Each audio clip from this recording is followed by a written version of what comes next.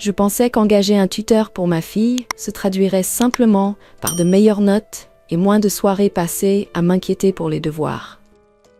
Quand Daniel s'est présenté à ma porte, poli, brillant et avec un sourire désarmant, j'ai ressenti un soulagement. Mais semaine après semaine, alors qu'il lui apprenait patiemment l'algèbre et l'histoire, j'ai remarqué qu'il m'apprenait quelque chose à moi aussi. Quelque chose que j'avais depuis longtemps oublié sur moi-même. Un après-midi, alors que je rangeais des tasses de thé vides et que les rires flottaient encore dans l'air, il m'a dit quelque chose qui m'a bouleversée. Soudain, les leçons n'étaient plus seulement pour ma fille. J'ai rencontré Daniel pour la première fois un jeudi après-midi pluvieux. Ma fille Ellie avait du mal en classe depuis des mois et j'étais désespérée. Quand il a franchi la porte avec une sacoche en cuir usé et un pull bleu marine, j'ai pensé qu'il avait à peine l'air plus âgé qu'Ellie elle-même.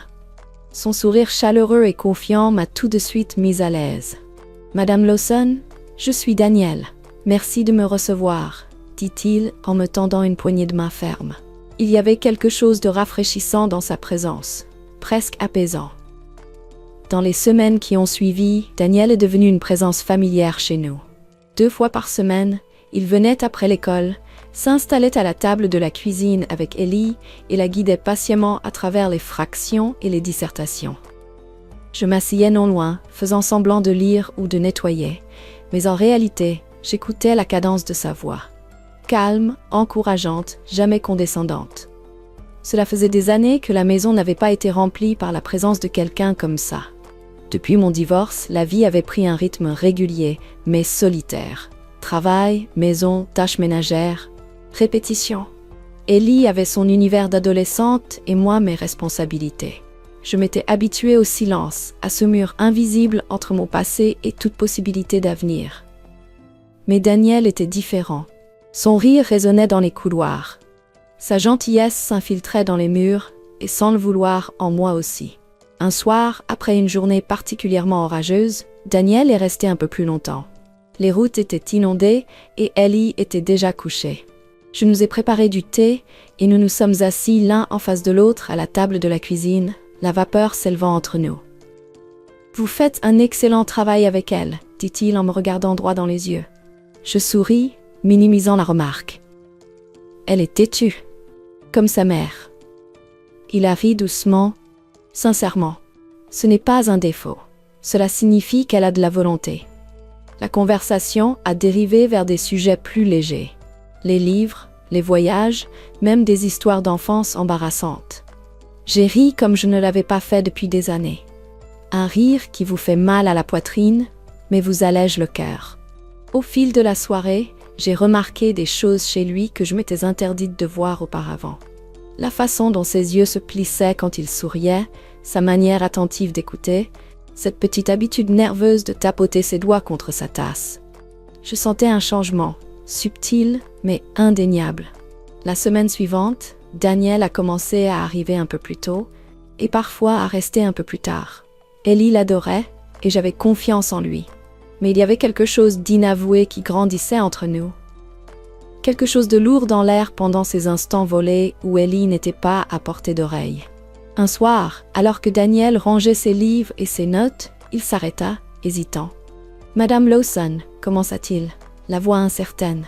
« Je peux vous poser une question ?» Je levai les yeux, le cœur battant de manière inattendue. « Bien sûr. » Il inspira lentement, comme s'il choisissait ses mots avec soin. « Est-ce que vous avez parfois l'impression de vivre la vie que vous étiez censé vivre ?» La question m'a prise de court au point que je suis restée un moment sans répondre. Ce n'était pas une question d'algèbre. Ce n'était pas à propos d'Ellie. C'était à propos de moi. Du vide silencieux que je portais chaque jour sans jamais oser en parler. J'ai dégluti, sentant quelque chose de profond et d'enfoui s'agiter en moi. Parfois, ai-je murmuré. Mais la plupart du temps, non. Daniel hoqua la tête comme s'il comprenait exactement ce que je voulais dire. Il y avait un regard dans ses yeux, ni de la pitié, ni du jugement, juste de la compréhension. Cela m'a terrifiée et exaltée. Cette nuit-là, après son départ, je suis restée seule dans le salon, sa question résonnant encore dans mon esprit. Pour la première fois depuis longtemps, j'ai réalisé qu'en cours de route, j'avais cessé de rêver. J'avais appris à survivre. Mais Daniel, avec une simple question inattendue, avait ouvert une brèche en moi. Et je savais que plus rien ne serait jamais tout à fait pareil. Les séances de tutorat suivantes furent un étrange mélange de normalité et de tension silencieuse. Daniel et Ellie s'asseyaient à la table, griffonnaient des notes et riaient à propos de faits historiques, mais je sentais la tension sous-jacente entre nous. Chaque fois que nos regards se croisaient à travers la pièce, il y avait une hésitation, une question suspendue dans l'air. Un vendredi soir, Ellie demanda si elle pouvait dormir chez une amie après le cours. J'acceptais sans y penser. Daniel arriva comme d'habitude, sans savoir que ce soir-là, la maison aurait une atmosphère différente, plus calme, plus vulnérable. Il rassemblait ses affaires après leur leçon lorsqu'il s'arrêta, jetant un coup d'œil vers la porte. « Ellie a dit qu'elle n'était pas là ce soir ?» demanda-t-il. Je secouai la tête. « Elle est chez une amie. Tu n'es pas obligé de partir tout de suite si tu n'en as pas envie. » C'était une invitation lancée avec désinvolture, mais elle resta suspendue dans l'air, lourde de sous-entendus. Daniel hésita un instant, puis reposa son sac sur la chaise. « Je peux rester un peu, dit-il d'une voix basse. » Je nous servis du thé, comme nous le faisions souvent, un rituel désormais familier, mais tout semblait différent, chargé. Chaque regard, chaque geste, tout semblait plus intense. Nous avons d'abord parlé de choses anodines. Le temps, les projets du week-end, nos films préférés. Mais lentement, inévitablement, la conversation revint à cette nuit-là. À cette question. J'ai pensé à ce que tu m'as demandé, dis-je, les doigts enroulés autour de ma tasse chaude, à propos de vivre la vie qu'on est censé vivre. Il se pencha légèrement, la lumière de la lampe accrochant les reflets dorés dans ses yeux bruns. Et je pense que j'ai oublié comment, avouai-je dans un souffle à peine audible. Daniel tendit la main à travers la table, ses doigts effleurant légèrement les miens. C'était un geste minuscule, hésitant, mais il fit courir un frisson le long de ma colonne. « Tu mérites plus, dit-il, sa voix pleine de conviction. Plus que la survie, plus que la solitude. » Un moment passa sans que nous ne bougions. Le monde semblait rétréci à nous deux seulement, l'espace entre nous vibrant de possibilités. Lentement, prudemment, il se leva et contourna la table. Mon cœur battait si fort que j'étais persuadée qu'il pouvait l'entendre. Il s'agenouilla devant moi, les yeux levés vers les miens. « Tu es belle, dit-il, comme si ces mots le brûlaient de l'intérieur, comme s'il n'avait plus pu les retenir. Tu es forte, et tu mérites de te sentir vivante à nouveau. » Ma gorge se serra, des émotions longtemps refoulées affleurant à la surface. Personne ne m'avait regardée comme ça depuis des années, comme si j'étais vraiment vue. Pas comme la mère de quelqu'un, pas comme une ex-femme, pas comme un fardeau, mais comme moi-même. « Daniel, commençai-je. » Il posa doucement un doigt sur mes lèvres. « Je sais, murmura-t-il, je sais que c'est compliqué. Je ne te demande rien que tu ne sois prête à donner. » Je fermai les yeux un instant, rassemblant le courage que j'avais laissé en sommeil depuis si longtemps. Quand je les rouvris, il était toujours là, patient, solide, attentif. Je tendis la main, glissai mes doigts dans ses cheveux, sentant la douceur contre ma paume. Il ferma les yeux, s'abandonnant à mon geste avec un soupir léger, comme s'il retenait son souffle depuis toujours. Quand nos lèvres se sont enfin rencontrées, ce n'était pas précipité ni désordonné. C'était lent, hésitant, une exploration, pas une conquête. Ses mains encadraient mon visage comme si j'étais quelque chose de précieux, de fragile. Et à ce moment-là, j'ai compris que je voulais être brisée. Je voulais ressentir à nouveau. Il m'a aidé à me lever, ses bras entourant ma taille, me maintenant contre lui. Nous nous sommes déplacés comme guidés par un rythme invisible, nos corps s'alignant naturellement. Ce n'était pas une question d'urgence, mais de découverte, de souvenir, de redécouvrir que j'étais encore capable de passion, de désir, de connexion. Il a embrassé ma mâchoire, ma nuque, chaque contact empreint de révérence, chaque souffle comme une prière silencieuse. Ses mains suivaient les courbes de mon corps, non pas avec avidité, mais avec émerveillement, comme s'il voulait me mémoriser. Et je l'ai laissé faire. Je me suis laissé envahir par chaque caresse, chaque mot murmuré contre ma peau. Je me suis abandonnée à cette chaleur, à ce sentiment de justesse. Les années de solitude, de doute, ont fondu sous ses mains. Quand il m'a finalement soulevée dans ses bras et portée vers le canapé, il y avait dans sa force une tendresse, une promesse. Celle de ne pas me blesser, de chérir ce que je serais prête à lui offrir. Nous avons fait l'amour lentement, sans hâte, apprenant les rythmes de l'autre, les vulnérabilités de l'autre. C'était pas une quête de perfection.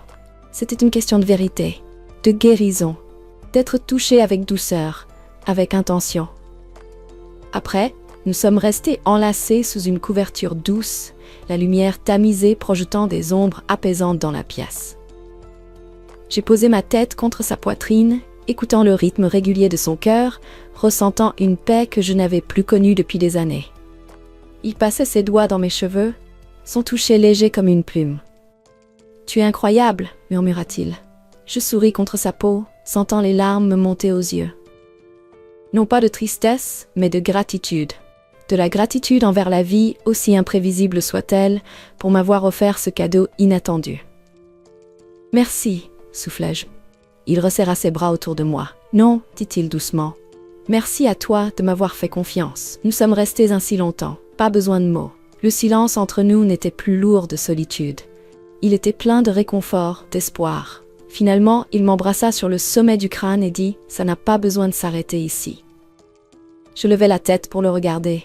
« Non », répondis-je. Il sourit, un peu timide, un peu plein d'espoir. « Si tu es d'accord, j'aimerais voir jusqu'où cela pourrait aller. » Mon cœur, si longtemps barricadé, battait avec une lueur d'espoir prudent. J'avais passé tant de temps à me fermer, convaincu que ce chapitre de ma vie était terminé. Mais Daniel m'avait montré qu'il restait encore des pages à écrire, que peut-être, juste peut-être, il n'était pas trop tard pour moi. Pour être heureuse à nouveau. J'ai pris son visage entre mes mains, sentant la rugosité de sa barbe naissante, la chaleur de sa peau. J'aimerais bien, et je dis. Et pour la première fois depuis très longtemps, je le pensais de tout mon être. Le lendemain matin, la lumière du soleil traversait les rideaux, enveloppant le salon d'une lueur douce. Je me suis réveillée toujours blottie dans les bras de Daniel, sa respiration régulière résonnant comme une mélodie apaisante dans mon dos. Pendant quelques instants de pur bonheur, je suis restée là, enveloppée de chaleur, faisant semblant que le monde extérieur n'existait pas. Mais la réalité s'est vite imposée. Le son d'une notification, le tic-tac léger de l'horloge murale, le rappel brutal que ce moment parfait et fragile ne durait pas éternellement. Je me suis délicatement dégagée et assise, tirant la couverture autour de moi. Daniel bougea, tendant la main vers moi instinctivement, ses doigts effleurant mon bras. Son toucher fit naître en moi un frisson familier. « Tu ne fuis pas, hein » murmura-t-il à moitié endormi. Je lui adressai un petit sourire triste. « Non, je réfléchis, c'est tout. » Il se redressa aussi, posant son menton dans sa main en me regardant attentivement. « À quoi tu penses ?» J'ai hésité. Comment lui expliquer la tempête en moi, la peur d'être jugée, la peur de tout compliquer, la peur de me perdre à nouveau dans l'histoire de quelqu'un d'autre au lieu d'écrire la mienne? « J'ai peur », ai-je fini par avouer. Le visage de Daniel s'adoucit. « De moi ?»« Non », ai-je répondu rapidement en posant la main sur son genou. De ce que ça veut dire, de ce qu'il va se passer après. Il acquiesça, comprenant plus que je ne pouvais l'exprimer en mots. « On n'a pas besoin de tout comprendre aujourd'hui, » dit-il doucement. « Un pas à la fois, un pas à la fois. » Ça semblait si simple. Mais après des années à porter le poids des responsabilités, à mettre mes propres besoins de côté pour les autres, cela ressemblait à entrer dans un monde totalement inconnu. Plus tard dans la journée, après le départ de Daniel, je suis restée seule à la table de la cuisine, fixant mon reflet dans la vitre. Je semblais la même, les mêmes yeux fatigués, les mêmes lignes douces gravées par le temps. Mais à l'intérieur, tout avait changé. Un coup à la porte m'a tiré de mes pensées. C'était Ellie, rentrée plus tôt, les joues rougies d'excitation après sa soirée pyjama. « Maman !» dit-elle joyeusement en me sautant dans les bras. « Devine quoi? On prépare une grosse fête de fin d'année. On peut la faire ici ?» J'ai ri en lui ébouriffant les cheveux. « On verra, ma chérie. » Tandis qu'elle me racontait ses plans avec enthousiasme, j'ai compris quelque chose. C'était pour ça que je me battais. Pas seulement pour une connexion fugace ou un fantasme romantique, mais pour une vie plus riche. Une vie où je serais plus qu'une simple maman, plus qu'un personnage de fond. Quelques jours plus tard, Daniel est repassé pour une autre session. Mais cette fois, c'était différent. Nous étions différents. Il y avait une nouvelle douceur dans nos échanges, une tendresse plus profonde que les mots. Pendant qu'Ellie travaillait sur ses devoirs, Daniel et moi échangions des regards discrets à travers la pièce. De petits sourires secrets. C'était grisant et effrayant à la fois, comme marcher sur le bord de quelque chose d'immense et inconnu. Après qu'Ellie soit montée se doucher, Daniel est resté dans la cuisine pendant que je rangeais. Le silence entre nous était lourd, mais pas inconfortable, chargé de tout ce qui n'avait pas encore été dit. Il a fini par parler. Je pensais chaque mot que j'ai dit. Je ne partirai pas, sauf si tu me le demandes. Je l'ai regardé vraiment, vu l'honnêteté dans ses yeux, la constance dans sa voix. Ce n'était pas un garçon jouant à un jeu. C'était un homme qui me voyait, qui me voulait pour ce que je suis maintenant, pas pour ce que j'étais autrefois. « Je ne veux pas que tu partes », ai-je murmuré. Un soulagement évident passa sur son visage, et il s'approcha de moi, me prenant dans ses bras dans une étreinte qui disait tout ce que nous avions peur d'exprimer à voix haute. J'ai enfoui mon visage contre sa poitrine, respirant son odeur, écoutant le battement régulier de son cœur contre le mien.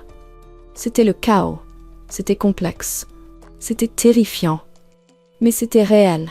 Les jours suivants, nous avons trouvé un rythme, de petits moments volés, un frôlement de doigts, un sourire partagé, un regard prolongé. Ce n'était pas une course vers une grande déclaration. C'était la construction de quelque chose de fragile, de réel, un moment à la fois. Et peut-être que c'était ça, la vraie leçon qu'il était venu m'apprendre. Que la vie n'avait pas besoin d'être parfaite pour être belle. Que j'avais le droit de vouloir plus, de viser le bonheur, même si cela me faisait peur. Surtout si cela me faisait peur. Parce que parfois, les choses qui nous effraient le plus sont celles qui nous libèrent. Les semaines devinrent des mois, et ce rythme tranquille que nous avions bâti devint la nouvelle bande-son de ma vie. Ce n'était pas une romance enflammée, ni une histoire dramatique de conte de fées. C'était mieux que ça. C'était réel. C'était lent, et c'était à nous. Daniel continuait à donner des cours à Ellie. Et quelque part, entre les leçons d'algèbre et les cafés tard dans la nuit, il était devenu une partie de notre famille. Je me suis surprise à rire plus souvent, à m'inquiéter moins, à faire un peu plus confiance à la vie et à moi-même chaque jour. Un soir, alors que nous étions assis ensemble sur le porche à regarder le soleil se coucher, Daniel a pris ma main, son pouce traçait de petits cercles sur ma peau, m'ancrant, me rassurant. « Tu as changé ma vie, tu sais, » dit-il doucement. Je lui ai souri, les larmes au coin des yeux. « Tu as changé la mienne aussi. » Il y avait encore des moments de doute où les anciennes peurs murmuraient à nouveau. Mais alors je le regardais. Je nous regardais. Et je me rappelais la leçon qu'il m'avait apprise, sans même s'en rendre compte. Il n'est jamais trop tard pour ouvrir son cœur. Il n'est jamais trop tard pour choisir la joie. Alors que les étoiles apparaissaient dans le ciel, Daniel embrassa mon front et murmura « Ce n'est que le début. » Et pour la première fois depuis très très longtemps, je l'ai cru. Peut-être que l'amour n'arrive pas toujours en fracas et en tumulte, peut-être qu'il arrive parfois en silence, exactement au moment où l'on en a le plus besoin.